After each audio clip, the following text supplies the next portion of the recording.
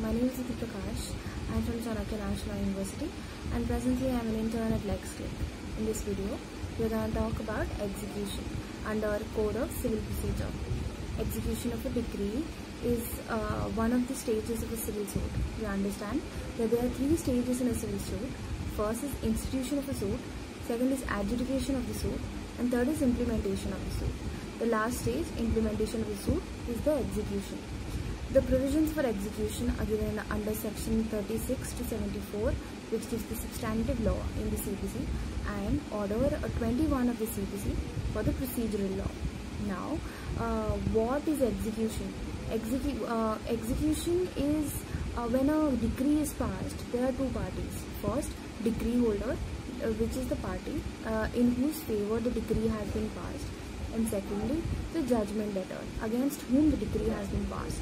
The decree gives some mandated duties that is to be performed by the judgment debtor, and these are the rights of the decree holder, something that the decree holder is supposed to get, and that is to be given by the judgment debtor.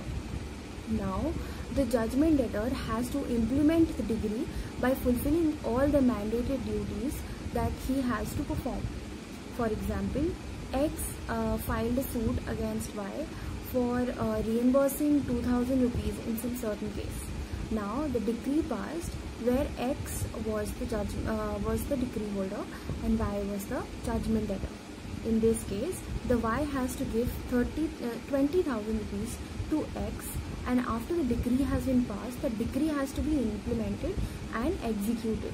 Execution means Y giving 2,000 rupees back to X. For further procedures, you can read Order 21 of CPC. Now let's understand the scope and the nature of CPC. Scope and nature of execution.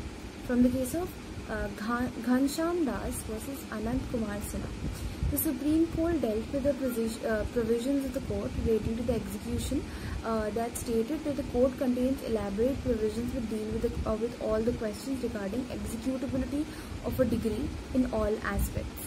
The court further observed that numerous provisions of Order 21 take care of various situations, providing effective remedies to judgment debtors, decree holders, and claimant objectors.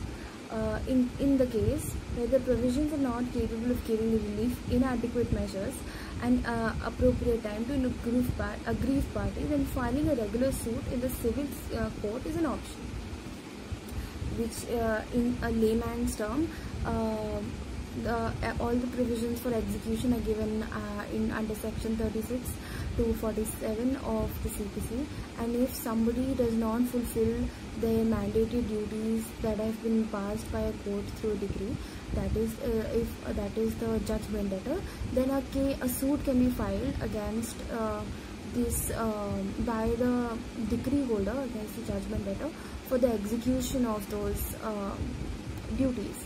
Now the provisions. Section 38 of CPC says that a decree can be executed either by the court of the first instance or by the court to which it has been sent for execution.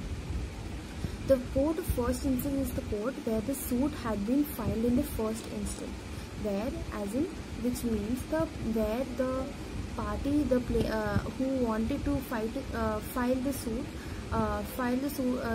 the court in which the suit was filed.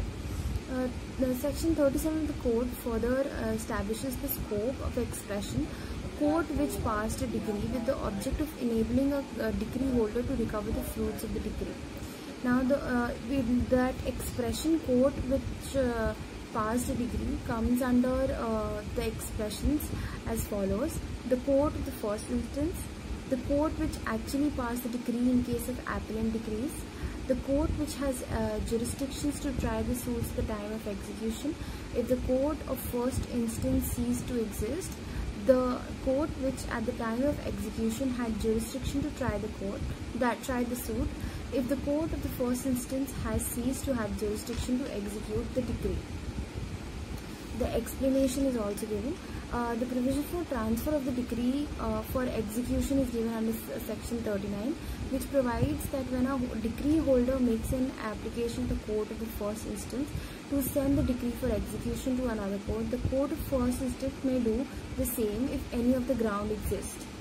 Which means if the judgment debtor carries in business for gain within the jurisdiction of the court, if the property of the judgment debtor does not come under the jurisdiction of the court, if the decree directs delivery or sale of immovable property situated outside the jurisdiction of the court, if the court which has passed the decree considers the decree should be executed by another court, which shall record the reasons in writing for doing so. These are the particular grounds in which the decree can be transferred. A decree of execution can be transferred. For further information, you can read up on section 36 to 74 of CPC and Order 21 for procedure law. Thank you.